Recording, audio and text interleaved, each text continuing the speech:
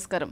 పసిడి పంటలు కార్యక్రమానికి స్వాగతం. ఈనాటి పసిడి పంటలు కార్యక్రమంలో ప్రకృతి వ్యవసాయం ఆవశ్యకత అనే అంశం గురించి వివరించడానికి ఈరోజు మన స్టూడియోకి విచ్చేశారు రైల్వే కోడూరు అన్నమయ్య జిల్లా సిద్దిరాజు కండ్రిక నుండి సార్జెంట్ గంగరాజు వెంకటరామరాజు గారు.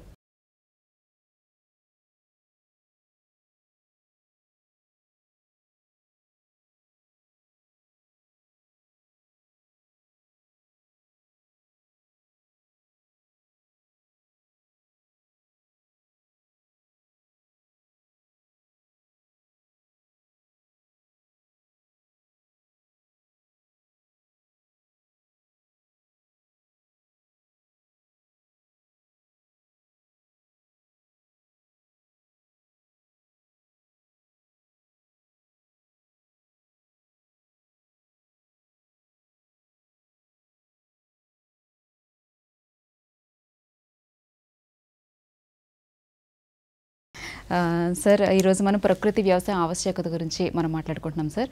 అయితే అసలు మీరు వ్యవసాయ రంగం ఎలా ప్రారంభించారు, ఎలా వచ్చారు సార్? మాది ప్రధానంగా వ్యవసాయ కుటుంబమ్మ. మా నాన్నగారు గంగరాజు రామకృష్ణరాజు పేరు మోసిన రైతు. అనేక వాణిజ్య పంటలు, వ్యవసాయ పంటలు పండించి మా ప్రాంతంలో పేరు మోసిన రైతుగా పేరు తెచ్చుకున్నారమ్మా. నేను 1977 మార్చిన తర్వాత వ్యవసాయాన్ని ప్రధానంగా ఆహారానికి ఎంచుకున్నాను. అప్పటి నుంచి ఇప్పటివరకు కూడా మొట్టమొదట ప్రకృతి వ్యవసాయం లేదు కాబట్టి రసాయన వ్యవసాయం చేపట్టినాను. మళ్ళీ పల్లెగారి గారి సిద్ధాంతంతో ఆకర్షింపబడి ఆవులను పెట్టుకొని వాటి ద్వారా వ్యవసాయం చేస్తున్నానమ్మా ఇప్పుడు కూడా. సార్, వ్యవసాయ రంగంలోకి రాకముందు ఏం చేసేవారు సార్ మీరు? ఇండియన్ ఎయిర్ ఫోర్స్లో నా చదువు పూర్తయిన తర్వాత 1962 మార్చి 20 తారీఖున ఎయిర్ ఫోర్స్లో చేరాను. ట్రైనింగ్ చెన్నై దగ్గర తాంబరం ఎయిర్ ఫోర్స్ స్టేషన్లో శిక్షణ పొందిన తర్వాత 63లో అలహాబాద్కి వెళ్ళాను. అలహాబాద్ నుంచి తర్వాత మళ్ళీ కన్వర్షన్ బెంగళూరుకి వచ్చి అది కన్వర్షన్ ముగించుకున్న తర్వాత మన పూణేలో నా ఎయిర్ ఫోర్స్లో జీవితం స్టార్ట్ అయింది. నేను 1962 చైనా వార్లోను, 65 పాకిస్తాన్ వార్లోను, 71 బంగ్లాదేశ్ విమోచన వార్లోనూ కూడా పాల్గొని 3 సేవా పథకాలు పొందానమ్మా. అప్పటి నుంచి కూడా ఎయిర్ ఫోర్స్లో మంచి పేరు తెచ్చుకొని పేరుగాంచిన సార్జెంట్గా రిటైర్ అయిన తర్వాత ఇప్పుడు వ్యవసాయం చేపట్టానమ్మా. ఇప్పుడు కూడా వ్యవసాయం, ప్రకృతి వ్యవసాయం ప్రారంభం చేసి పండిస్తున్నానమ్మా. సార్ వెంకటరామరాజు గారు, అయితే అసలు ఈ వ్యవసాయ రంగంలోకి, ప్రకృతి వ్యవసాయంలోకి ముఖ్యంగా రావాలని మీకు ఎలా అనిపించింది సార్? ప్రకృతి వ్యవసాయంలో అనేక లాభాలు ఉన్నాయి. పర్యావరణ కాలుష్యం లేకుండా పర్యావరణ కాపాడడం ఉంది. వినియోగదారుల ఆరోగ్యాన్ని కాపాడబడుతుంది.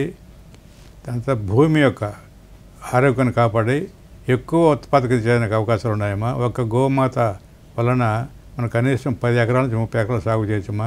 అదే రసాయన వ్యవసాయం అంటే ఖర్చుతో కూడిన పని, అనారోగ్యంతో కూడుకున్న పని, ప్రకృతి కాలుష్యం అయ్యే ప్రమాదం, నీరు కాలుష్యం అయ్యే ప్రమాదం ఉందమ్మా.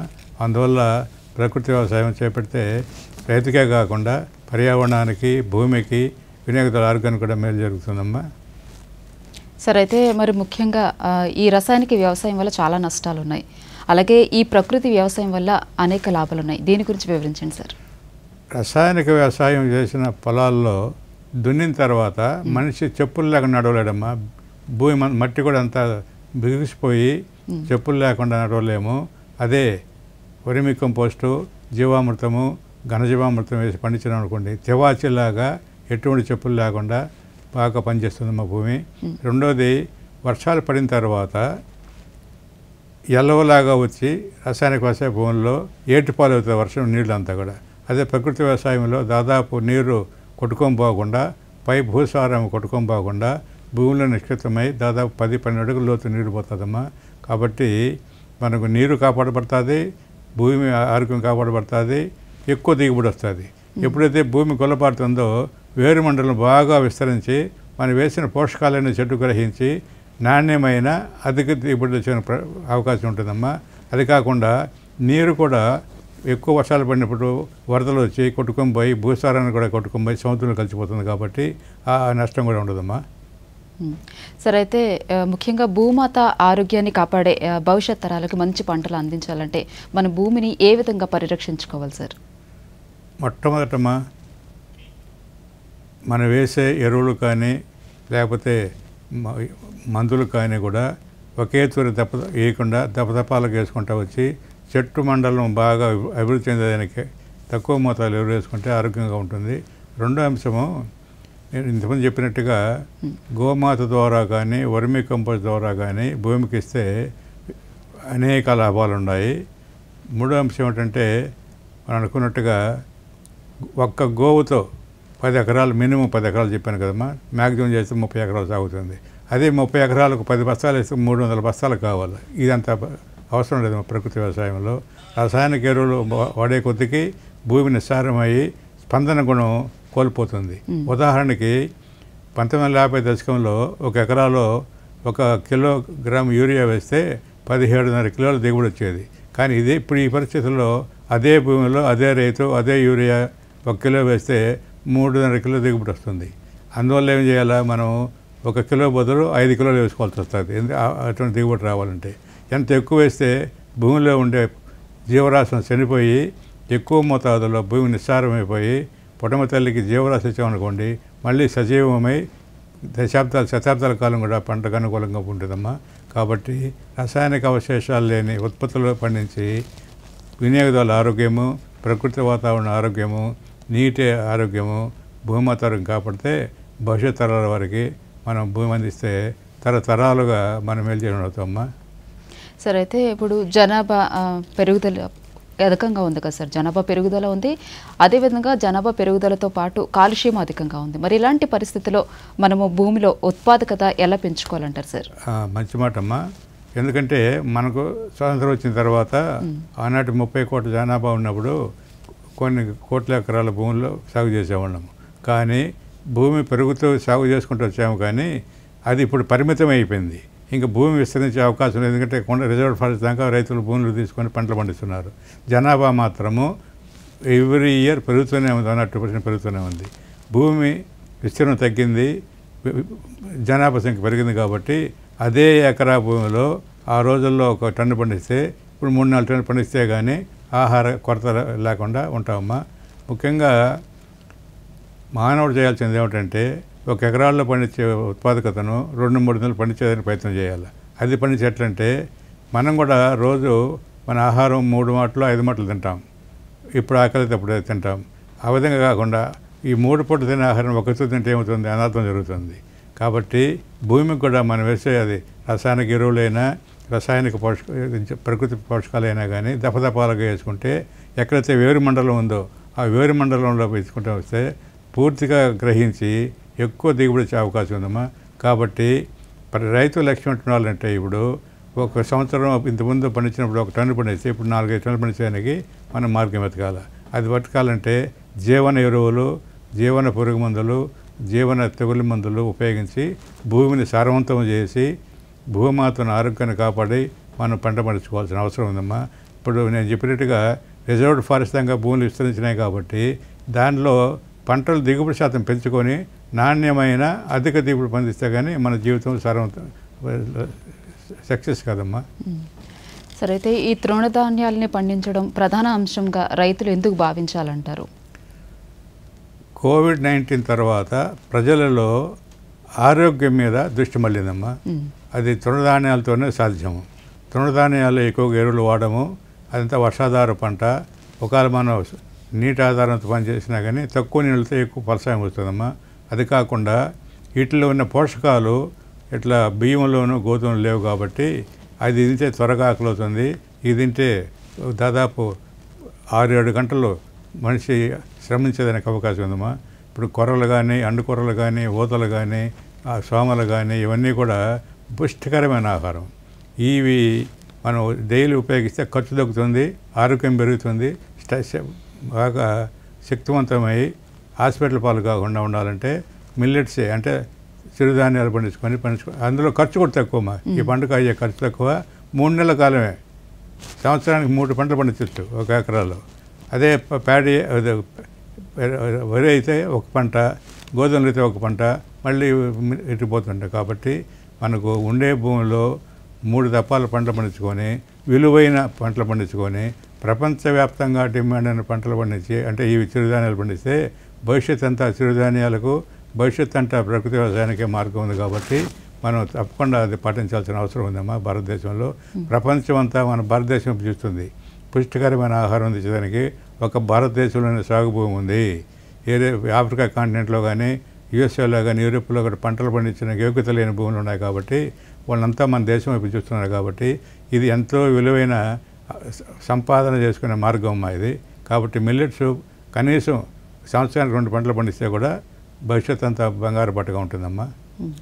సరే, అయితే ఈ వ్యవసాయ ఉత్పత్తుల్లో సాధారణంగా 30-40% వరకు చాలా వరకు పాడైపోతూ ఉంటాయి. ఎందుకంటే ఎంతో ఖర్చు పెట్టి శ్రమించి కష్టపడిన ఉత్పత్తులు, వ్యవసాయ ఉత్పత్తులు ఏవైతే ఉన్నాయో అవి సాధారణంగా పాడైపోతూ ఉంటాయి కదా సార్. దీనికి ప్రాసెసింగ్ ఒకటే ముఖ్యమంటారా? అవునవునమ్మా. ఎందుకంటే ఉదాహరణకి కర్నూలు జిల్లా ప్రాంతంలో ఉల్లిపాయలు పండిస్తాం.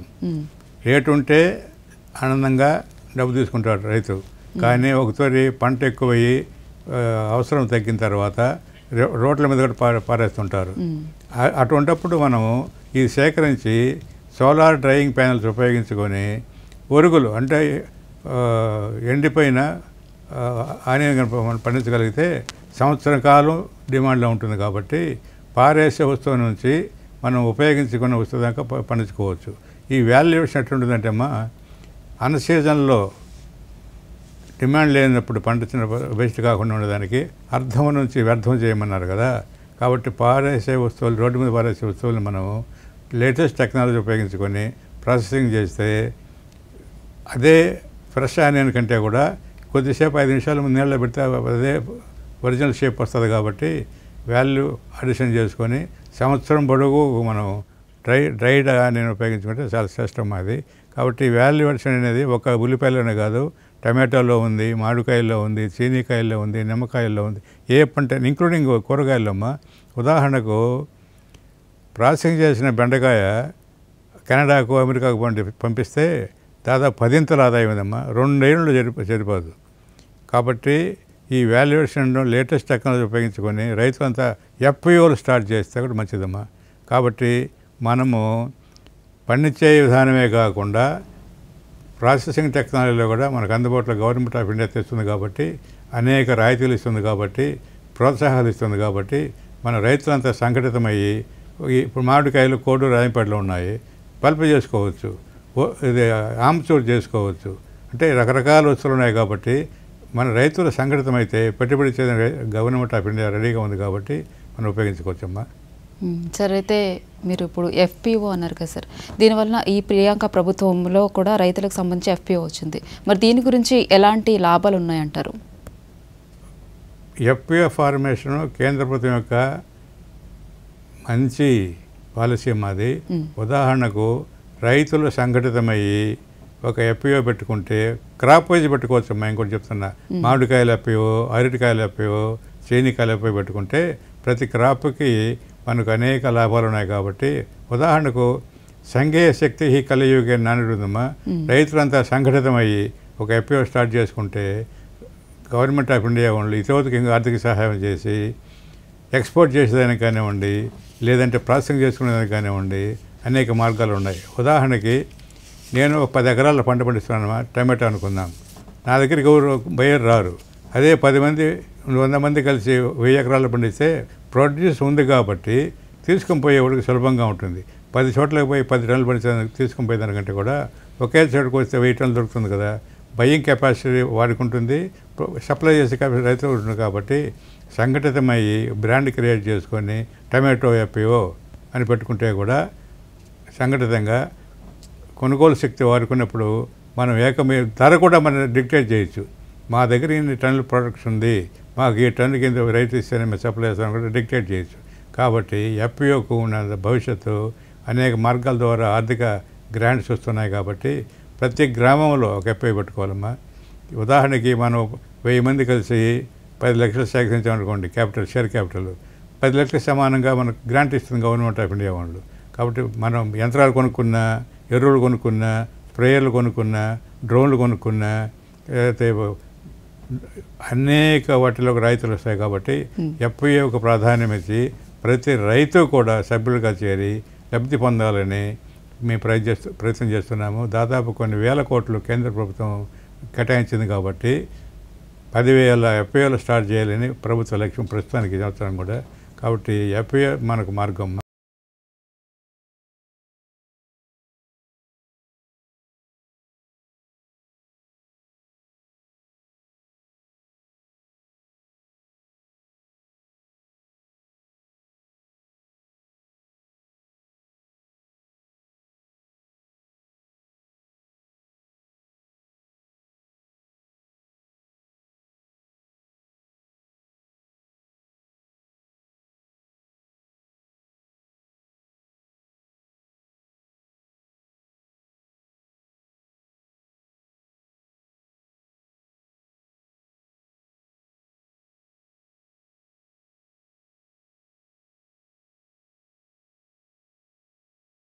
వ్యవసాయ రంగంలో రాణిస్తున్నారు. అదేవిధంగా వ్యవసాయ రంగంలోకి రాకముందు కూడా మీరు వారిలో కూడా పాల్గొనడం జరిగింది. సో దీనికి సంబంధించి మీరు ఎన్ని అవార్డులు అందుకున్నారు? దీని గురించి మాకు వివరించండి సార్. నేను 5 అవార్డులు వచ్చాము ఎయిర్ ఫోర్స్లో ఉండగా. దాని తర్వాత చైనా వార్లో ఒకటి, పాకిస్తాన్ వార్లో ఒకటి, బంగ్లాదేశ్ వార్లో ఒకటి, దాని తర్వాత సిల్వర్ జూబ్లీ మెడల్ ఒకటి, దాని తర్వాత లాంగెస్ట్ సర్వీస్ అవార్డు ఒకటి వచ్చాయి. 5 మెడల్స్ వచ్చాయమ్మా. 2010లో నా యొక్క అగ్రికల్చర్లో నేను సాధించిన విజయాలకు ఎయిర్ ఫోర్స్ చీఫ్ లెటర్ పంపిస్తే నాకు ఒక చీఫ్ ఆఫ్ మెడలియన్ వచ్చి పెద్ద మెడల్ పంపించారు. దాదాపు నాకు అరుదైన అవార్డు మాది. కాబట్టి ఎయిర్ ఫోర్స్లో కూడా నేను బాగా కృషి చేశాను కాబట్టి, మంచి పని తెచ్చుకున్నాను కాబట్టి, మన ఎంఎస్ స్వామినాథన్ గారు doctor father of green revolution కూడా ఒక సెమినార్లో నన్ను యువర్ 3-in-1 రాజు, జై జవాన్, జై కిసాన్, జై జవాన్ అని, జై విజ్ఞాన్ అని కూడా పేరు పెట్టారమ్మా. ఎందుకంటే మనిషి ఒక పరిమితమైన రోల్ పాటించకుండా అనేక రంగాల్లో తన తెలివితేటలను ఉపయోగించుకుంటే గుర్తింపు బాగానే వస్తుందమ్మా. ముఖ్యంగా నేను అరటిలో ఒక నూతన ప్రక్రియ కనుక్కున్నా. మామూలుగా ఎకరాకు 12 చెట్లు నడతాము. అదే నేను మొట్టమొదటి పంట అయిన తర్వాత చెట్టుకు ఈ పక్క డబుల్ చక్కెర కాపుని పెట్టాను. అంటే 2 పిలకలు వదిలేనమాట. అంటే పాపులేషన్ పెరిగింది.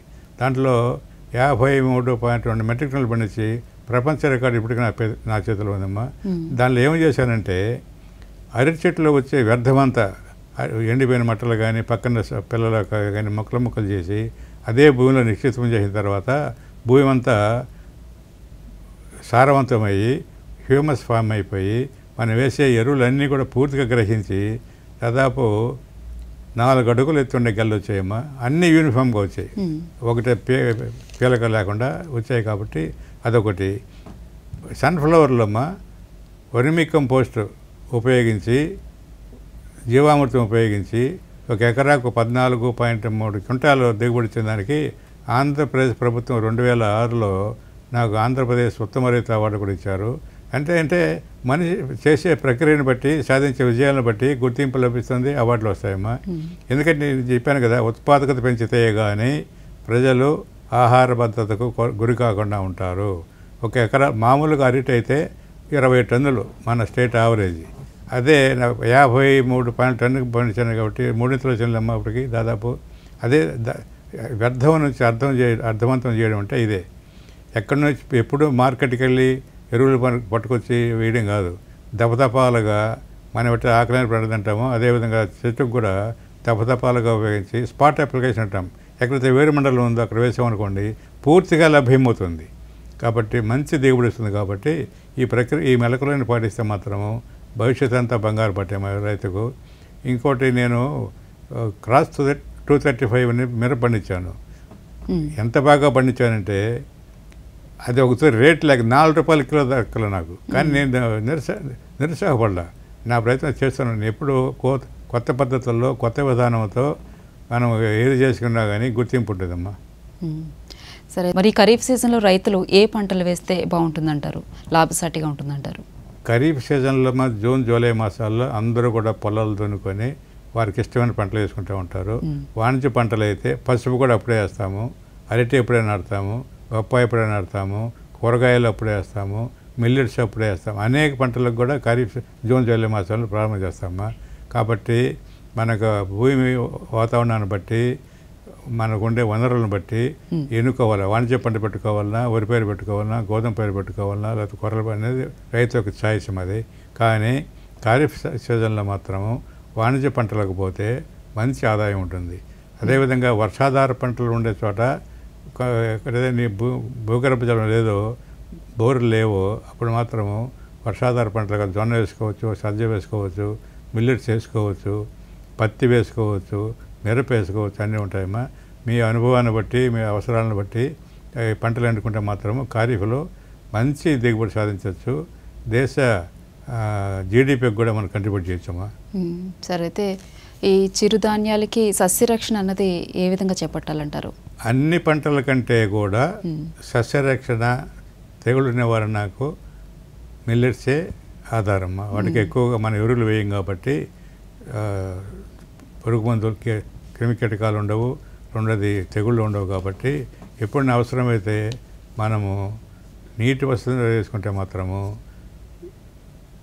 పొలి పెట్టిన మధ్య కొడితే తెగులు రావు, ట్రాపులు పెడితే కూడా ఈ పురుగులు రావు. కాబట్టి తక్కువ శ్రమతో ఎక్కువ పంట పండించి ఎక్కువ ఆదాయం పండేదాన్ని కూడా మనం ట్రై చేయొచ్చమ్మా. సరే, అయితే ఈ ఉద్యాన పంటల విషయానికి వస్తే ఈ ఖరీఫ్ సీజన్లో ఏ ఉద్యాన పంటలు చేపడితే మంచిదంటారు? ఎలాంటి పంటలు పండించాలి? ఉద్యాన పంట చెప్పాను కదమ్మా, అంటే వాటి సస్యరక్షణ కూరగాయలు పండించుకోవచ్చు, పళ్ళు పండించుకోవచ్చు. సస్యరక్షణకు వస్తే అమ్మా ఇప్పుడు మామిడి పంట తీసుకుందామా. మామిడి పంటలో ప్రధాన శత్రువు తేనెమంచి పురుగు. ఈ తేనెమంచి పురుగు ఎప్పుడూ ఉంటుంది మామిడి తోటల్లో. అందుకని ఫర్మెంట్ ట్రాప్స్ అని చెప్పని మిథైల్ యోజనాలు తీసుకొని అక్కడ ప్లాస్టిక్ డబ్బాలో పెడితే ఆ పురుగు ఆశించబడి వచ్చి చనిపోతుందమ్మా. ఇంకొకటి పండు ఈగ ఉంది, రెండో ప్రధాన శత్రువు. పండు ఈగ ఇప్పుడు చూస్తుంటారు మార్కెట్లో, కంటికి బాగా ఇంపుగా ఉంటుంది, కానీ నొక్కితే లసలస మన పురుగుబడి కనిపిస్తూ ఉంటుంది. అందుకని సోలార్ లైట్ ట్రాప్ అని చెప్పని సెంట్రల్ గవర్నమెంట్ డిజైన్ చేస్తే అవి మార్కెట్లో దొరుకుతున్నాయి. కాబట్టి అది కూడా పెట్టుకోవచ్చు. ఎందుకంటే ప్రివెన్షన్ బెటర్ దాన్ క్యూర్ అనే నానుడితో అసలు పురుగే లేకుండా చేసుకున్నాం అనుకోండి, ట్రాపుల ద్వారా పెట్టుకొని మనకు మందులు కొట్టాల్సిన పనే అవసరం ఉండదు. ఇప్పుడు ఇంకో ప్రధానమైనటువంటి ఎక్కడ లోపం జరుగుతున్నారమ్మా, రైతుల్లో అవగాహన నశించి వ్యవసాయ శాఖ అధికారులు కానీ, ఉద్యాన శాఖ అధికారులు కానీ, శాస్త్రవేత్తలు కానీ వాళ్ళ యొక్క ప్రయోగశాలను తయారు చేసిన సాంకేతిక పరిజ్ఞానాన్ని రైతులకు అందించలేకపోతున్నారు. వాళ్ళు రైతుల్లో కూడా ఆసక్తి తగ్గింది, ఏంది వాళ్ళ దగ్గర మీటింగ్లో పోవడం అని చెప్పని. అందువల్ల ఎక్కువ నష్టపోతున్నాం. నేను డాక్టర్ ఏ సత్యనారాయణ గారిని ఎంటమాలజిస్టమా 78లో పరిచయం అయింది కర్నూలు జిల్లాలో. ఆయన చెప్పిన విషయాలు ఇప్పటికీ నాకు జ్ఞానాన్ని సంపాదించాయి. ఉదాహరణకి ఏ శాస్త్రవేత్త చెప్పని, ఏ కాలేజీలో చెప్పని, ఏ అధికారి చెప్పని అంశాలు ఏమంటే పురుగులు 4 రకాలు. స్టమక్ 4 రకాలు, ఈ ఫ్లయింగ్ ఈగ, క్రాలింగ్ పురుగులు అన్నీ కూడా. అదేవిధంగా మందులు కూడా 4 రకాలు: stomach poison, contract poison, systemic poison and fumigant అని చెప్పి. ఇవన్నీ ప్రధానమైన అంశాలు తెలుసుకోలేకపోతే నష్టపోతున్నాం. ఎంతవరకు పోయిందంటే లాస్ట్లో తీసుకోవాల్సిన మందును ఫస్ట్ ఫేజ్లోనే కొట్టేసి మళ్ళీ ఏ మందు పని చేయకుండా రైతులు నష్టపోతున్నారు. ఇదంతా ఎవరు చెప్పాలంటే శాస్త్రజ్ఞులు చెప్పాలి రైతుకు. అది తెలుసుకోకపోవడం వల్ల మనం చాలా నష్టపోతున్నాము. విదేశీ శక్తుల యొక్క కంపెనీలు అంతా కూడా ఏకమై వాళ్ళు విత్తనాల వాళ్ళు సప్లై చేస్తారు, పురుగు మందులను సప్లై చేస్తారు, తెగుళ్ళ మందులను సప్లై చేస్తారు. కాబట్టి ఇది ఒక విషస్ సర్కిల్ అనమాట. దీనిలోంచి బయటపడాలంటే ప్రకృతి వ్యవసాయం మీరు పాటించారనుకోండి, ఇవన్నీ కూడా జరగవు మా పొలంలో. కాబట్టి రసాయనిక వ్యవసాయంలో జరిగే దుష్పరిణామాలను అధిగమించాలంటే ప్రకృతి వ్యవసాయంలో జీవన ఎరువులు, జీవన పురుగు మందులు ఉపయోగిస్తే మాత్రం అన్నీ బాగుంటాయి మనకు. సార్, అయితే మరి ఈ ఉద్యాన పంటలో ప్రధానమైన వాణిజ్య పంటల గురించి చెప్పండి సార్. అత్యధిక ఆదాయం వచ్చే పంటల్లో ఇప్పుడు నిత్యం ప్రతి సంవత్సరం పండించుకునే పంటల్లో కూరగాయలు ఎక్కువ ఉండవు. ఎందుకంటే మీరు మిల్లెట్స్ ఉపయోగించుకోవచ్చు, బియ్యం ఉపయోగించుకోవచ్చు, గోధుమలు ఉపయోగించుకోవచ్చు, కానీ కూరగాయలు లేకుండా ఏ వంట ఉండదమ్మా. వినియోగదారుల్లో ఏమైతే మీరు టిఫిన్ తిన్నా కూరగాయలు కావాలా, భోంచేసినా కూరగాయలు కావాలి. కాబట్టి కూరగాయలు నిత్యం అవసరం. కాబట్టి అవి పండించుకుంటే, నూతన పద్ధతుల్లో పండించుకుంటే, ఖర్చులు తగ్గించుకుంటే, ప్రకృతి వ్యవసాయం చేపడితే మంచి డిమాండ్ ఉంది. అంటే రోజు అవసరానికి పోక మిగిలింది ఎక్కువ ఉత్పత్తి ఎక్కువయ్యి మనం పారేసుకుంటున్నాం. కాబట్టి దాన్ని ప్రాసెసింగ్ యూనిట్ ద్వారా పెట్టుకొని, ఉదాహరణకు టమాటో గురించి మాట్లాడదామా. Tomato ketchup, tomato sauce, tomatoes, దాని తర్వాత టమాటో పిక్కలు ఇది చేసుకోవచ్చు. కాబట్టి ఎఫ్పిఓ ఇంతకుముందు చెప్పాము మనం. ఎఫ్పిఓలు స్టార్ట్ చేస్తే ప్రాసెసింగ్ కానివ్వండి, బ్రాండింగ్ కానివ్వండి, ఎక్స్పోర్ట్కి కానివ్వండి మంచి అవకాశం ఉంది. కాబట్టి మీరు కూరగాయల్లో బెండ పండించినా, వంగ పండించినా, మిరప పండించినా, ఇంకా సొరకాయ పండించినా, అనపకాయ పండించినా, ఏ పండించినా కానీ ప్రాసెసింగ్ చేసుకోవచ్చు. కాబట్టి మనం కూరగాయలకు నిత్యం అవసరం. కాబట్టి రైతు సోదరులు ఉద్యాన శాఖ తరఫున నాలెడ్జ్ పెంచుకొని తెలివితేటలతో అన్నీ మంచి చేసుకుంటే, ఇంకోటి ఉందమ్మా, ప్రివెన్షన్ పెడతానుకున్నట్టుగా ఈ ప్రకృతి వ్యవసాయంలో అదే మార్గం. కాబట్టి కూరగాయలు ఆర్గానిక్లో పండిస్తే మంచి డిమాండ్ ఉంది సిటీస్లో అయితే. కాబట్టి కూరగాయలు పండించుకోండి. దాని తర్వాత ద్రాక్ష ఉంది, పైనాపిల్ ఉంది, అవకాడో ఉంది, బత్తాయి ఉంది, రకరకాల పండ్లు. కాబట్టి మనం అన్ని పంటల కంటే కూడా ఉద్యాన పంటలకే ఎక్కువ సాగు ఎక్కువ అవుతుంది కాబట్టి వాణిజ్య పంట కూడా మార్చుకోవచ్చు కాబట్టి వాణిజ్య పంటలుగా పోవడం మంచిదమ్మా ఈ కార్యక్రమం నుంచి. సరే, అయితే వ్యవసాయంలో రైతులు ఖర్చులు తగ్గించుకొని ఆదాయం ఎక్కువ ఎలా సంపాదించుకోవాలో చెప్పండి సార్. ఖర్చులు తగ్గించుకోవాలంటే నేను చెప్పిన ఒక ప్రిన్సిపల్, వ్యర్థం నుంచి అర్థవంతం చేయడం. ఏ పంట వేసుకున్నా కానీ కొన్ని కొమ్మలు కత్తిరిస్తాం, ఏ పంట వేసుకున్నా కానీ చెడిపోయే వస్తువులు ఉంటాయి. వాటంటిని కూడా భూమిలో నిక్షిప్తం చేసేసి కొద్దిగా నీళ్లు పెట్టామనుకోండి, భూమి అంతా సారవంతమయ్యి హ్యూమస్ ఫామ్ అయిపోయి బాగా వేరుమండలం పెరిగి దిగుబడి ఎక్కువ వస్తుంది. రెండోది మనం ఏం చేస్తున్నామంటే ఈ శాస్త్రజ్ఞులు చెప్పేది కలుపు మందులు గడ్డి మందులు కొట్టమంటున్నారు. దానివల్ల ఏమవుతుందంటే భూమి సజీవంగా ఉన్న భూమి నిర్జీవం అయిపోయింది. కాబట్టి రైతులు భూమిలో ఎక్కడనే కానీ కలుపు మందు కొట్టకుండా ఎక్కడనే కానీ కాల్చివేయకుండా ఉంటే శ్రేయస్కరమ్మ. ఎక్కువ ఆదాయం చేయాలంటే ఇప్పుడు గడ్డి మందు కొడితే 2,000 రూపాయలు ఎకరాకు అవుతుంది. అదే మనం కూలీలను పెట్టి ఆ వ్యర్థాన్ని అంతా భూమిలో నిక్షిప్తం చేసామంటే బాగా అది కుళ్ళిపోయి ఎక్కువ పోషకాలు ఇస్తుంది కాబట్టి ఖర్చు తగ్గుతుంది. మనం ఏం చేయాలంటే ఇవన్నీ అధిగమించాలంటే మనకు నాలెడ్జ్ కావాలి. శాస్త్రజ్ఞులు చెప్పే మీటింగ్లకు వెళ్ళి వాళ్ళు చెప్పే ప్రయోగశాల ఫలితాలు మనకు అందించుకున్నాం అనుకోండి, ఇది ఒక అంశము. రెండోది లేబర్ కన్స్టెంట్ ఎక్కువైందమ్మా ఇప్పుడు. ఎందుకంటే అనేక కారణాల వల్ల వ్యవసాయ రంగంలోకి రాక వాళ్ళు వేరే పనులు చూసుకొని ఒక మనిషి ఎక్కువగా సాగు చేయలేకపోతున్నారు. కాబట్టి ఎంసీ మీద కూడా ప్రభుత్వం దృష్టి పెడితే బాగుంటుందమ్మా. ముఖ్యంగా మనకు నేను ఒక ఎగ్జాంపుల్ చెప్తాము. ఒకటి మదనపల్లి దగ్గర మలగోవా అనే మామిడికాయలు ఉన్నాయి. అది పోతే ప్రతి సంవత్సరం మ్యాక్సిమం 30,000 టన్నులు పోతుంది, 30,000 రూపాయలు పోతుంది ఒక టన్ను. కానీ 1,20,000 పోయిందన్న. ఎందుకు? నాణ్యత ఉంది, రుచి ఉంది, సైజు ఉంది. కాబట్టి అదే మీరు ప్రకృతి వ్యవసాయంలో కనుక మలగోబా కానీ బెంగనపల్లి కానీ ఇంకైనా పండించడం అనుకోండి, కొన్ని రెడీగా ఉన్నారు వినియోగదారుడు. నాణ్యమైన పంట, పుచ్చులు అని లేని పంట పండిస్తే అద్భుతంగా ఉంది. మనం మొట్టమొదటి చెప్పినట్టుగా నాణ్యమైన అధిక దిగుబడి సాధించాలంటే ఒక్కటే మార్గము, ప్రకృతి వ్యవసాయమే ప్రధాన మార్గము. సరే, అయితే ఇప్పుడు ఈ దేశవాళీ ఆవుల్ని ఉపయోగించి వ్యవసాయ రంగంలో మరి లబ్ధి అన్నది ఎలా పొందొచ్చు అంటారు సార్? దేశవాళీ ఆవులో కామధేను ఉంటాము మనం. మీరు చూసారు కామధేను బొమ్మ, దానిలో 3,000,000 దేవతలు ఉన్నాయంటారు వాళ్ళు. మహాలక్ష్మి ఎక్కడుందంటే పృష్ఠభాగంలో ఉంది. అంటే అక్కడి నుంచి వచ్చేది పేడ.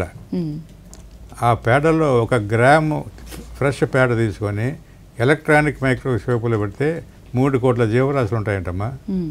అదే జీవరాశులు కావాలంటే అదే ఫ్రెష్ భూమిలో 1 మిల్లీగ్రామ్ తీసుకుంటే, అంటే రసాయనిక ఎరువులు వేసి పాడు కాని భూమి తీసుకుంటే 3 కోట్ల జీవరాశులు ఉంటాయంట. ఆవుకు భూమాతకు సంబంధం ఉంది. కాబట్టి కామధేను అని పేరు కాంచిన ఆవు మన క్షేత్రంలో ఉంటే సకల లాభాలు జరుగుతాయి. పేడ కాదు, పంచతమ్ము, దాని తర్వాత గాలి అన్నీ. ఇప్పుడు ఉదాహరణకి ప్రతి ఒక్క జీవికి ఆరా అనేది ఉంటుందమ్మా, శక్తి ఉంటుంది. కృష్ణ భాగానికి తెల్లగా ఉంటుంది, చక్రంలాగా ఉంటుంది కదమ్మా. ప్రపంచంలో కల్లా ఎక్కువ ఆరా కలిగిన ఆవు దేశవాళీ ఆవు. మీరు ప్రతిరోజు 3 చుట్లు ప్రదక్షిణ చేసి భూమి వీపు నివృత్తి వస్తే ఆ రోజు కావాల్సిన శక్తి అంతా మీకు లభిస్తుంది. దాంతో నెక్స్ట్ బెస్ట్ వచ్చి తులసి చెట్టు, దానికి కూడా అటువంటి శక్తి ఉంది. కాబట్టి మన పొలంలో ఆవు నడిచిందనుకోండి, ఆ గిట్టల్లో ఉండే జీవరాశులు లాక్టోబాసిల్లస్ కానివ్వండి, సూక్ష్మ జీవరాశులు కానివ్వండి భూమికి అందించేసి భూమి సారవంతం అవుతుంది. నిర్జీవమైన భూమాత సజీవమై స్పందించి పొడిమ తల్లికి జీవరాశులు, రైతునికి ధాన్యరాశులు పాటిస్తే మనకు అంతా లాభమే. ఇంకోటి చెప్తాము, పాలు ఉన్నాయి కదమ్మా, మీరు వినే ఉంటారు A1 మిల్క్, A2 మిల్క్ అనేది. A1 మిల్క్ అనేది జెర్సీ, హెచ్ఎఫ్ ఇచ్చే పాలు అవి క్యాన్సర్ వస్తుందని చెప్పిన ప్రయోగశాల రూఢి అయింది. అదే A2 మిల్క్ తీసుకుంటే దాని నెయ్యి తిన్నా, పెరుగు తిన్నా, మజ్జిగ తాగినా కానీ అద్భుతమైన ఫలితాలు ఉంటాయి. కాబట్టి పాలకు పాలు, పెరుగు, పులియ పెట్టిన మజ్జిగ వ్యవసాయం పనికి వస్తుంది. కాబట్టి A2 మిల్క్ వస్తుంది. కాబట్టి మనకు అన్ని విధాల రైతు క్షేత్రంలో ఒక దేశవాళీ ఆవు ఉండాలి. అదే 5 ఎకరాలు కావచ్చు, 10 ఎకరాలు కావచ్చు. మీకు అన్ని ప్రకృతి పరంగా వచ్చే పాజిటివ్ ఎనర్జీ ఉంది, అన్నీ బాగుంటుందమ్మా. నేను జీవామృతానికి చెప్తానమ్మా, నేను నా స్వయంగా అనిపించాను. నేను ఇథియోపియాకు పోయినా ఆఫ్రికన్ కాంటినెంట్ ఇథియోపియా దేశానికి పోయినా. అక్కడ కూడా జీవామృతం తయారు చేసి 140 ఎకరాల్లో కట్రోజెస్ పండించాం. 40% ఖర్చు తగ్గింది, 40% క్వాలిటీ పెరిగింది, 40% క్వాలిటీ పెరిగింది. కాబట్టి విదేశాల్లో కూడా దేశవాళీ యొక్క మహిమ చూపించాను నేను 2006 నుంచి కళేబేలకు పోతున్న ఆవును పట్టుకొచ్చి పెంచి పోషిస్తే 10 ఆవులు అయినాయి. ఆ 10 ఆవుల్లో కూడా 30 ఎకరాలు పండించేవాడు నేను. నా పొలమంతా ఇప్పుడు సజీవమయ్యి ఎక్కడ చూసినా వానపాములు చూడొచ్చు మీరు, దేశవాళీ వానపాములు. అంటే ఈ సేంద్రీయ వ్యవసాయం ఇంకోటి పదం ఉందమ్మా. ఆ సేంద్రీయ వ్యవసాయంలో మన గవర్నమెంట్ ఆఫ్ ఇండియా వాళ్ళు ఇతర దేశాల నుంచి ఆవులు తీసుకొచ్చి వానపాములు తీసుకొచ్చి సప్లై చేసే సబ్సిడీ కింద అవి ఇంట్రడ్యూస్ వానపాములు వేస్తాయంటే పైన భూమి మీద ఉండే 4 గంటల మందలో ఉండే ఆర్గానిక్ మ్యాటర్ తినేసి మట్టి తింది కాబట్టి అది అయిపోగానే ఇంక పక్క పొలం లేకపోతుంది. అదే దేశవాళీ ఆవు ద్వారా మన జీవామృతం చేస్తే ఇక్కడ లోపల 10-12 అడుగులు అవుతున్న దేశవాళీ వానపాములు బయటకు వచ్చి వచ్చిన కింద నుంచి పైకి వచ్చిన హోల్లో ఉంచి దాంట్లోకి మళ్ళీ తిరిగిపోకుండా పక్కన హోల్లో వేసుకుంటే కిందికి పోతుంది. కాబట్టి భూమి అంతా గొల్లబారి ఎక్కువ వర్షాలు వచ్చినా కానీ రన్ ఆఫ్ కాకుండా పొలంలో ఇంకిపోతుంది. కాబట్టి భూమి సారవంతం అవుతుందమ్మా. ఇన్ని ఉపయోగాలు ఉండే దేశవాళీ ఆవును పట్టుకోకుండా పాలు ఎక్కువ ఇస్తుందనే ఉద్దేశంతో మన ఆంధ్ర రైతులు ఈ హెచ్ఎఫ్లు జెర్సీలు పట్టుకున్నారు. చాలా అనర్థం అది. వీలైతే గవర్నమెంట్ ఆఫ్ ఇండియా వాళ్ళు కూడా ఎఫ్పిఓలు కానీ లేకపోతే ఇంకా గ్రూప్ ఆఫ్ ఫార్మర్స్ కానీ సబ్సిడీలు ఆవులు ఇచ్చే అవకాశం ఉంది. కాబట్టి మన ప్రభుత్వం 2015లో కాకినాడలో మీటింగ్ పెట్టుకున్నప్పుడు ఆనాటి ముఖ్యమంత్రి ప్రకటన చేశారు, ప్రతి రైతుకు మేము దేశవాళీ ఆవులు పండిస్తామని చెప్పని. కాబట్టి అది కానీ జరిగితే దేశవాళీ ఆవుల సంఖ్య పెరుగుతుంది, సాగు కూడా బాగవుతుంది, ఆరోగ్యానికి ఆరోగ్యము, లాభానికి లాభము, పవిత్రత అన్నీ ఉన్నాయి. కాబట్టి స్వామి కార్యం సౌకర్యం జరగాలంటే మాత్రం మన పొలంలో తప్పకుండా ఒక దేశవాళీ ఆవు ఉంది. అంటే మనకు 46 రకాల దేశవాళీ ఆవులు ఉన్నాయి మన భారతదేశంలో. గిరిరావులు, రతి, టపార్కరు, ఒంగోలు, పొంగనూరుగడ్డ ఉన్నాయి. కాబట్టి ఇంకా ప్రభుత్వం కూడా ఈ కనుమరుగవుతున్న ఒంగోలు ఆవుల్ని, పొంగనూరుగడ్డ ఆవుల్ని బాగా పెంచేదానికి 50% సబ్సిడీలో స్కీమ్ ఉందమ్మా. ఆ స్కీమ్ పట్టుకొని మీరు ఎఫ్పిఓ కొనుక్కుంటే సంతతికి పెరుగుతుంది. ఎంబ్రియో ట్రాన్స్ఫర్ టెక్నాలజీ అంటారమ్మా. ఏఏ కాకుండా ఎంబ్రియో ట్రాన్స్ఫర్ టెక్నాలజీ ఉపయోగించుకుంటే ఒకే ఒక సీజన్లో ఎక్కువ దూడలు పుట్టే అవకాశం ఉంది. కాబట్టి అనేక మార్గాలు ఉన్నాయి. కానీ మనకు ఇంట్రెస్ట్ ఉండాలి విషయం తెలుసుకునేదానికి, మీటింగ్లకు పోయి అవగాహన తెలుసుకుంటే ప్రభుత్వం వారు, రాష్ట్ర ప్రభుత్వం కానీ కేంద్ర ప్రభుత్వం కానీ అనేక విధాలుగా సహాయపడి అన్నదాతగా పేరు ప్రఖ్యాతలు కావాలంటే మనం పరిజ్ఞానాన్ని పెంచుకోవాలమ్మా. అది ఒకటే మార్గం. మీటింగ్లకు వెళ్ళాలా. ఇంకొకటి కూడా నమ్ముతాము నేను. పరవస్తు చెన్నైశ్వరి మిత్రలాపం నాకు చెప్పాడు, సేయింగ్ చెప్పాడు, పువ్వులతో కూడిన నారకు ఆ వాసన అబ్బుతుందంట. అంటే శాస్త్రజ్ఞులతోనూ వ్యవసాయ శాఖ అధికారులతోనూ వ్యవసాయ శాఖ అంత మనం అప్పుడప్పుడు మాట్లాడుతూ ఉంటే మన పరిజ్ఞానం పెరిగి మార్గాలు చూపిస్తారు. కాబట్టి తప్పకుండా మనం 10 మంది కలిసి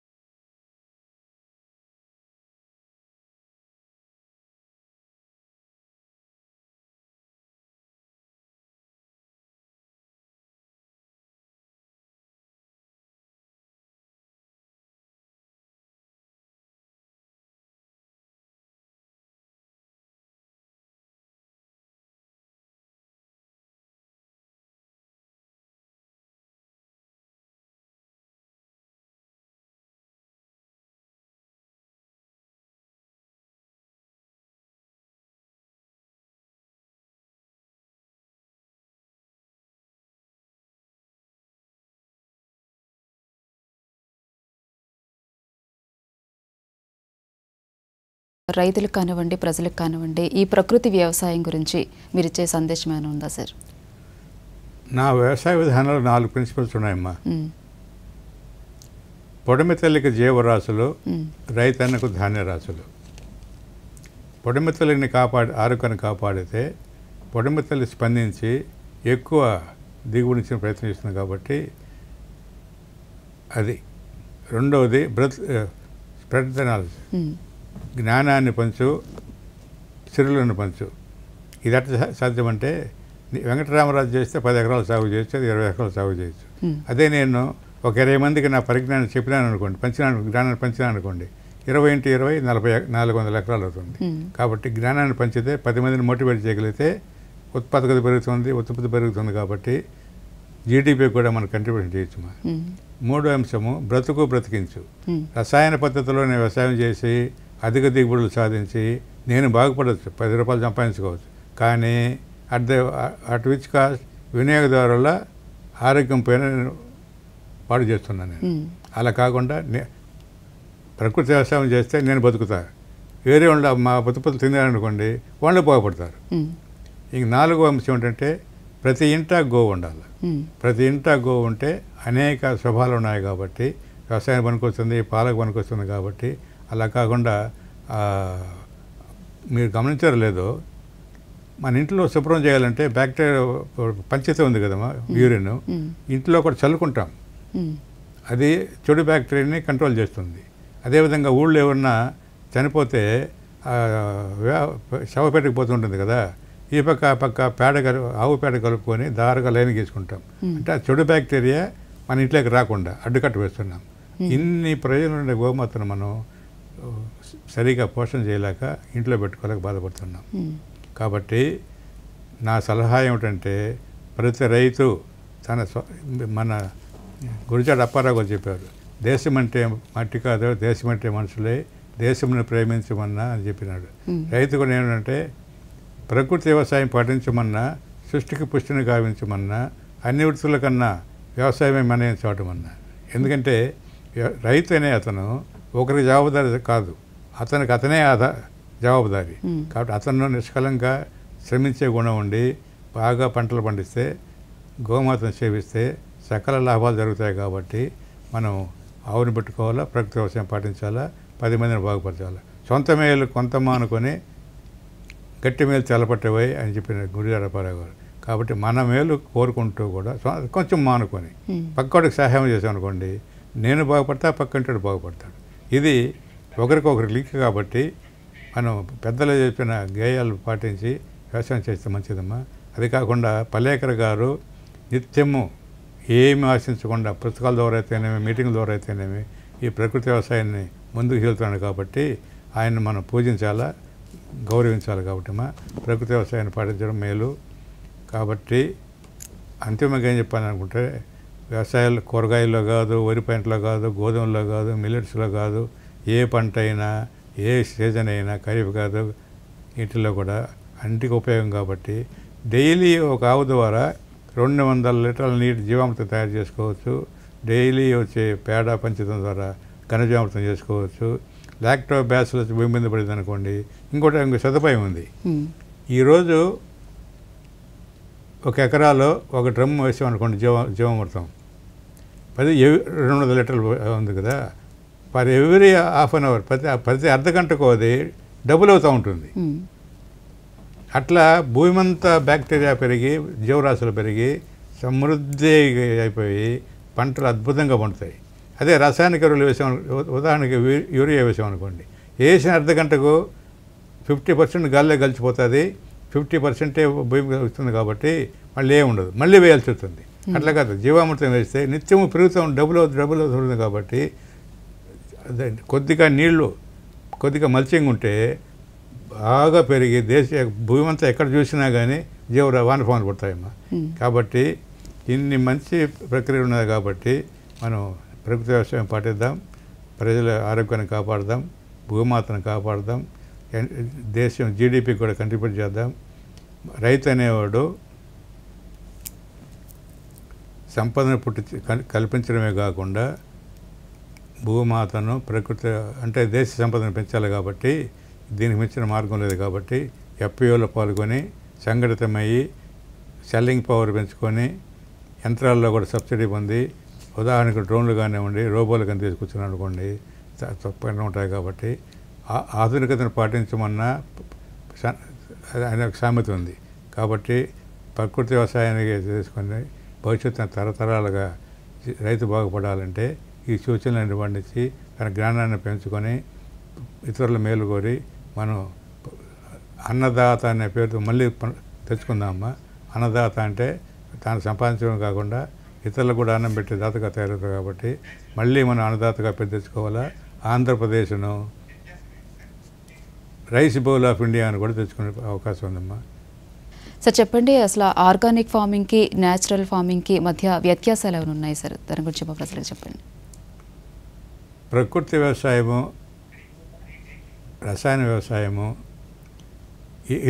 రసాయన వ్యవసాయం ఎందుకు వచ్చిందంటే అమ్మా చెప్పాలంటే మొదటి ప్రపంచ యుద్ధము, రెండో ప్రపంచ యుద్ధం తర్వాత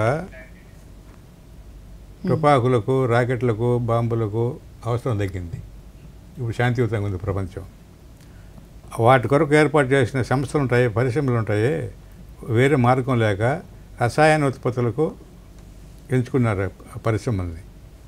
ఎక్కడ అమలు చేశారంటే విదేశాల్లో సప్లై చేయడం మొదలుపెట్టారు. యూరియా అనుకోండి, ఎక్కడి నుంచి కువైట్ నుంచి ఇంపోర్ట్ చేసుకుంటున్నాం, మేము నుంచి ఇంపోర్ట్ చేసుకుంటున్నాం.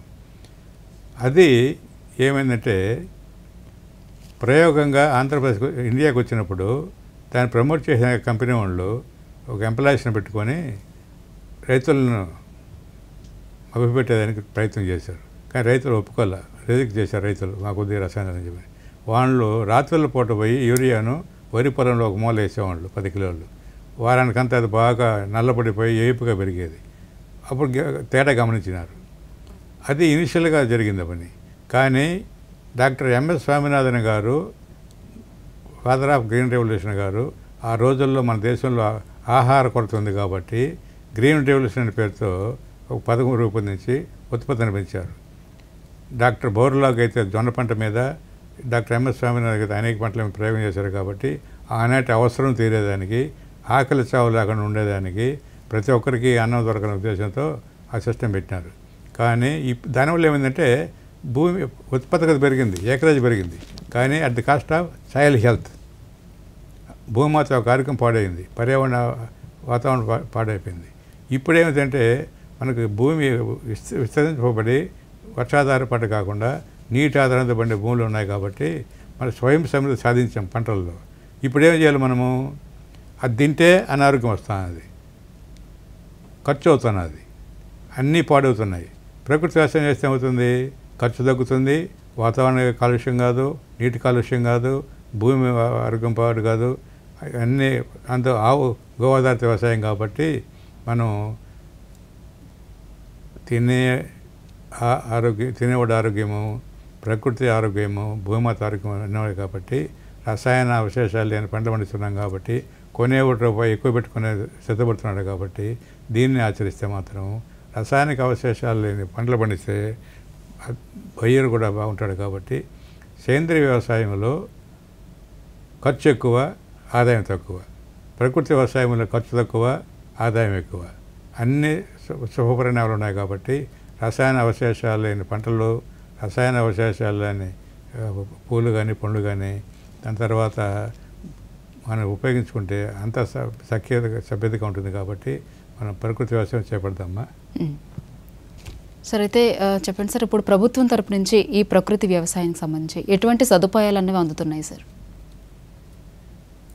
ప్రకృతి వ్యవసాయానికి ప్రభుత్వాలు కూడా ఆవులను సప్లై చేసేదానికి కానివ్వండి, లేదా ఇంకేదైనా టెక్నాలజీ కానివ్వండి, ఇంకేమైనా యంత్రాలు కానివ్వండి. ఉదాహరణకి డ్రోన్ చెప్తూ మాట్లాడతామా నేను.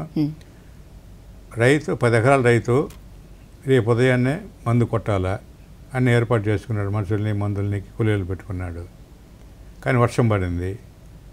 రేపు ఒక 10 రోజుల పొలంలోకి అడుగు పెట్టలేడు, ట్రాక్టర్ పోలేదు, మనుషులు పోలేరు. కానీ జరిగిన నష్టం జరుగుతూ ఉంటుంది కదా. అదే ఎఫ్పిఓ పెట్టుకొని డ్రోన్ కొనుక్కున్నాడు అనుకోండి, 10 నిమిషాలు ఎకరా మందు కొడతారు. ఒక పక్క వర్షం పడుతున్నా కానీ కూలీలు పోలిన చోట, ట్రాక్టర్లు పోలిన చోటకి ఇది ఏరియల్ స్ప్రేయింగ్ కాబట్టి 10 నిమిషాల్లో 10 లీటర్ల నీళ్ళతో మందు కొట్టేస్తాం. ఆ రోగం కంట్రోల్ అవుతుంది. అది సబ్సిడీలో ఇస్తున్నారు, లేదా ఎఫ్పిఓ ద్వారా వచ్చింది కాబట్టి మనం ఉపయోగించుకోవచ్చు. అదేవిధంగా